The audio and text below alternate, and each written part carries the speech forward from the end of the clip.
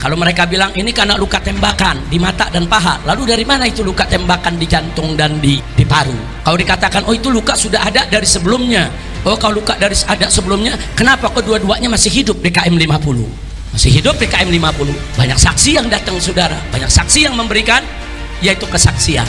Nah karena takut kebongkar, ini ditutup.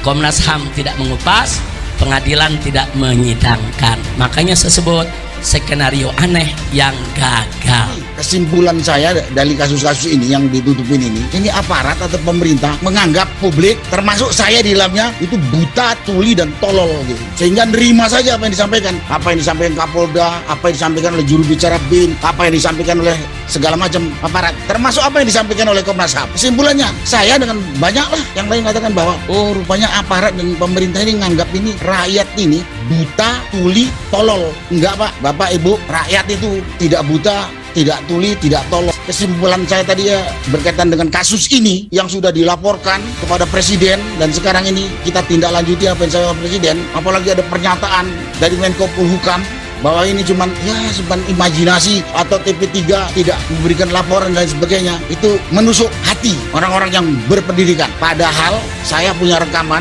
yang namanya Mahfud MD sebelum jadi menteri. Dia mengatakan janganlah hukum dipakai sebagai alat. Ada rekamannya. Sebetulnya kalau bicara masalah negara ini kita mestinya harus membedakan antara negara dan penguasa, ya kan? Apalagi kita adalah negara yang mengklaim sebagai negara demokrasi, bukan negara kerajaan di mana kekuasaan itu adalah amanat rakyat, ya, amanat daripada masyarakat. Jadi tuan daripada negeri ini, ya, Negara Kesatuan Republik Indonesia adalah rakyat, dan ini adalah sebuah kebenaran memang harus kita tegakkan.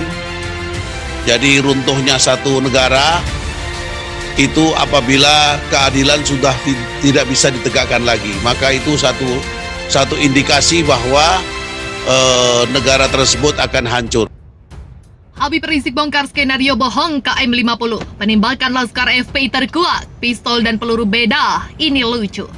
Mantan Imam Besar Front Pembela Islam Habib Rizik teriak ungkapkan skenario palsu tragedi KM 50. Diketahui dalam tragedi KM 50 itu terdapat 6 Laskar FPI yang tewas. Menurut Habib Rizik, skenario palsu KM 50 sudah gagal karena kejanggalannya terbongkar. Habib Rizik bercerita kegagalan skenario KM 50 tersebut sudah terlihat saat ada konferensi pers di Polda Metro Jaya. Di sana dikatakan semua mobil berisi 10 Laskar FPI setelah pepet-pepetan di jalan. Turun dari mobil lalu serang petugas dengan aneka senjata tajam dan senjata api, sehingga petugas bela diri dengan menembak mati 6 Laskar FPI sedang yang 4 larikan diri. Ini versi polisi, ujar Habib Rizik. Habib Rizik meyakini konferensi pers di Polda Metro Jaya itu bohong, sebar hoaks, sebar fitnah. Kenapa? Sebab bahwa mobil syuhada berisi hanya 6 orang Laskar bukan 10. Dari mana kita tahu Panglima Laskar sebelum berangkat mengecek, ucap Habib Rizik. Bahkan bukan hanya memeriksa penumpang, tapi memeriksa posisinya, tandasnya. Maka dari itu menurut Habib Rizik sebelum berangkat sudah punya peta dan data di mobil. Kemudian Habib Rizik juga mengungkapkan kebohongan soal berita Laskar FPI membawa senjata tajam dan senjata api yang dipamerkan di siaran pers KM 50 di Polda Metro Jaya hanya berdasarkan kesaksian tunggal sepihak dari polisi. Itu pun tanpa uji balistik, ucap Habib Rizik. Habib Rizik juga menekankan harusnya senjata api tersebut diuji balistik agar bisa mengetahui siapa pemiliknya. Tahu-tahu disebut punya Laskar FPI, siapa saksinya? Jadi kalau polisinya cerdas, andai kata FPI bawa senjata, begitu mereka sergap, lalu mereka bunuh. Mereka mobilnya buka pintunya, ada barang apa di dalam? Nah, itu baru percaya, tegasnya. Jadi kesaksian ini hanya sepihak, ditambah lagi yang perlu diketahui. Antara pistol dengan peluru di siaran pers berbeda, ini kan lucu, Habib Rizik. Pistol revolver yang berisi 6 peluru, tapi peluru yang ditampilkan peluru senapan sergap semua. Apa memang FPI punya ilmu? Pistol revolver apa saja bisa, tegasnya. Mantan pimpinan FPI itu kemudian lontarkan guyonan jika membohong itu harus cerdas juga. Keterangan Fadlizon, anggota DPR RI Fadlizon beberkan situasi setelah penembakan 6 Laskar FPI terjadi. Dalam keterangannya Fadlizon ungkapkan adalah kejanggalan yang terjadi dalam peristiwa 6 Laskar FPI tersebut. Fadlizon menceritakan secara jelas bagaimana dirinya memantau langsung kejanggalan selang beberapa jam setelah 6 Laskar FPI tersebut ditembak mati. Fadlizon beberkan soal penembakan 6 laskar FPI tersebut di kanal YouTube Refli Harun. Hal-hal tak terduga soal penembakan 6 laskar FPI diungkap semua oleh Fadlizon dalam momen tersebut. Awalnya Fadlizon mendengar kabar adanya 6 laskar FPI yang hilang, jadi pagi-pagi itu saya dengar ada 6 anggota yang tidak diketahui di mana. Ujar Fadlizon dilansir dari YouTube Refli Harun dilansir pada 8 November 2022.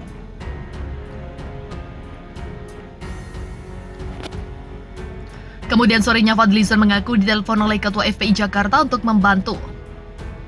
Saat mengunjungi rumah sakit Polri, Fadlizon mendengar kabar jika 6 laskar FPI itu sedang diotopsi. Dalam perbincangannya, pihak kepolisian itu ingin membantu untuk menguburkan. Namun Fadlizon mengungkapkan jika pihak keluarga ingin jenazah diserahkan saja kepada mereka untuk disalatkan dan dimandikan. Mereka polisi mengatakan akan menyampaikan kepada atasan, jadi bolak-baliklah itu jenazah mau diapakan setelah autopsi, ujarnya. Fadlizon juga ungkapkan adanya kejanggalan saat dirinya datang kabarnya otopsi sudah hampir selesai. Namun ia mengaku menunggu cukup lama. Sore lewat Isya belum selesai juga, cukup lama. Ternyata nggak tahu apa yang terjadi di dalam. Kami berusaha ingin lihat bagaimana prosesnya, tapi tidak diizinkan, tegasnya. Sampai 2-3 kali ingin lihat, kita datang sampai di depan pintu negosiasi tidak boleh, sambungnya. Di sisi lain, Fadlizon akui ada 2 orang kombes yang diperintahkan untuk berkomunikasi. Akhirnya setelah melewati waktu yang panjang, ada kabar jenazah akan diantar satu persatu. Jadi bukan rombongan tapi satu persatu, ucap Fadlizon. Tibalah akhirnya jenazah pertama diantar ke lokasi Petamburan. Fadlizon sempat curiga saat melihat kondisi jenazah pertama setelah tiba. Saya minta kepada teman saya, Romo Syafi'i, agar menunggu sampai jenazah yang terakhir, ujarnya.